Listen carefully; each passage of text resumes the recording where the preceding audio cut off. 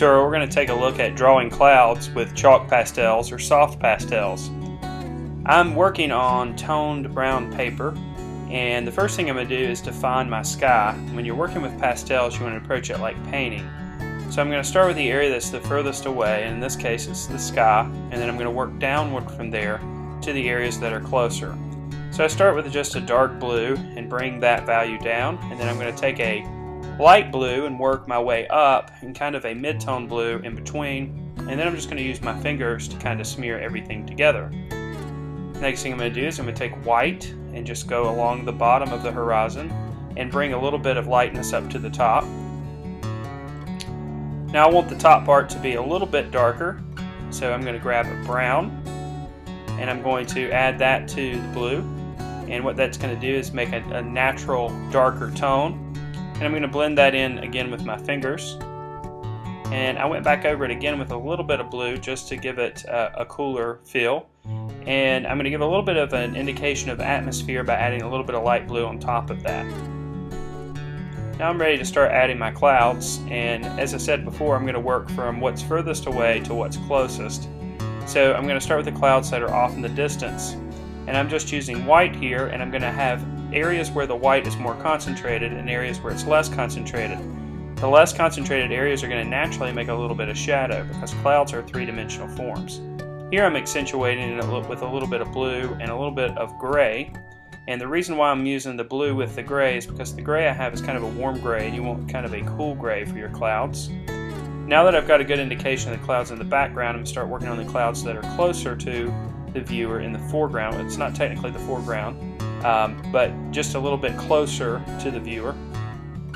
And again, I'm using a photo reference, and I'm just looking at the shapes that are happening in the photo reference and trying to copy those shapes as best as possible.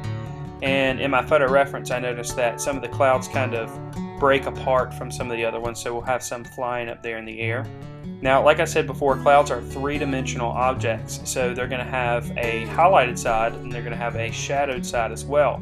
In this case, my highlight is going to be on the left side, primarily the left and top of the clouds, and my shadows are going to be on the bottom and right side of the clouds because my light source is coming from the upper left-hand side of the image.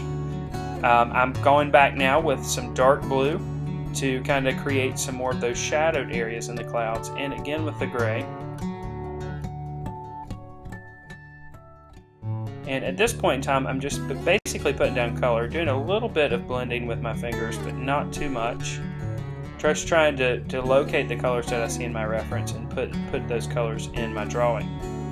Now I'm going to go back with the white and highlight again, just to bring out some of those highlights and make the light source seem a little bit more believable.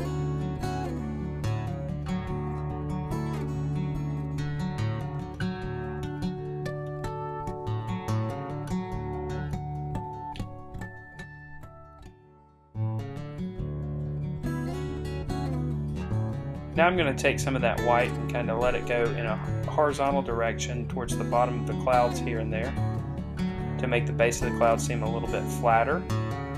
I'm also going to use the white to kind of blend in the gray and the blue to make it seem a little bit more powdery, make the shadows a little bit smoother.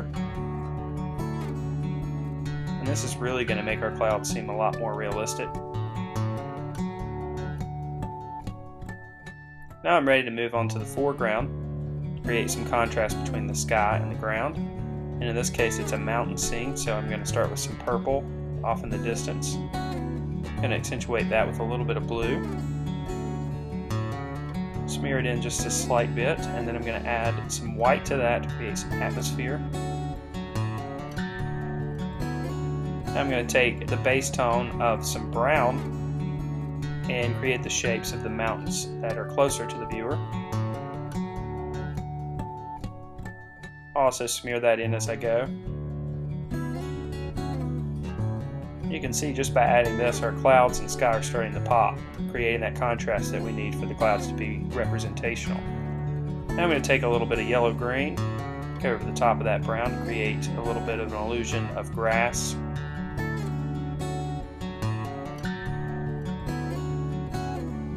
I'm also going to accentuate that with a little bit of blue, create a little bit of indication of shadow.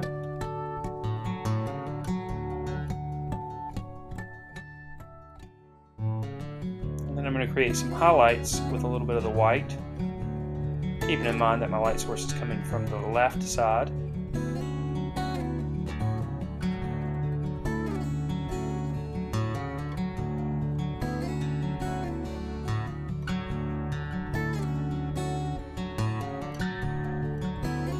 A little bit more white to add a little indication of texture. Then I'm going to accentuate it lastly with a little bit of yellow. And there's my completed image of clouds using chalk pastels.